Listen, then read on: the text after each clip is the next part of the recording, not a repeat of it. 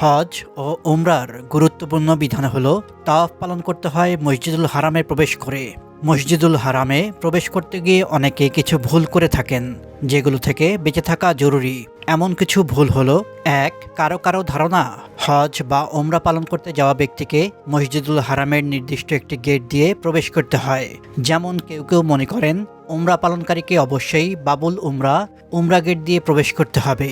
আবার কেউ কেউ মনে করে উমরা পালনকারীকে অবশ্যই বাবু সালাম গেট দিয়ে প্রবেশ করতে হবে। অন্য গেট দিয়ে প্রবেশ করা গুনাহ কিংবা মাকরুহ। আলেমদের মতে এ ধরনের ধারণার কোনো ভিত্তি নেই, বরং হজ ও উমরা পালনকারী যে কোনো গেট দিয়েই প্রবেশ করতে পারবেন। ২. আবার কেউ কেউ মসজিদুল হারামে প্রবেশের পর কাবাঘর দেখার সঙ্গে সঙ্গে নির্দিষ্ট কিছু দোয়া পড়ে থাকেন। এটাকে আলেমরা বিদআত বলে গণ্য করেন।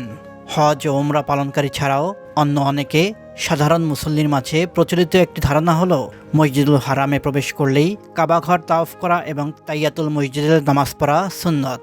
এই বিষয়টিকে অবশ্যই মনে করা উচিত হবে না, কারণ মসজিদুল হারাম ও অন্য যে কোনো মসজিদে প্রবেশের পর নবীজি সাল্লাল্লাহু আলাইহি ওয়াসাল্লাম তাইয়াতুল মসজিদ পড়ার কথা বলেছেন।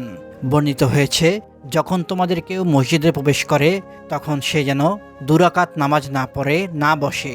সহিহ বুখারী হাদিস নম্বর ৪৪৪, সহিহ মুসলিম হাদিস নম্বর ৭১৪। হজ ও উমরার তাওয়াফ বা অন্য যে কোনো নফল তাওয়াফের নিয়তে কেউ মসজিদুল হারামে প্রবেশ করলে তার জন্য শুধু তাওয়াফ করাই যথেষ্ট।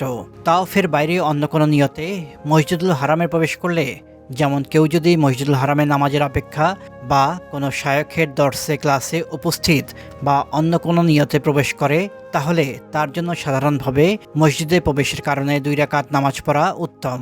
কিন্তু মসজিদুল হারামে প্রবেশের কারণে বিশেষভাবে নামাজ পড়া জরুরি মনে করা উচিত হবে না।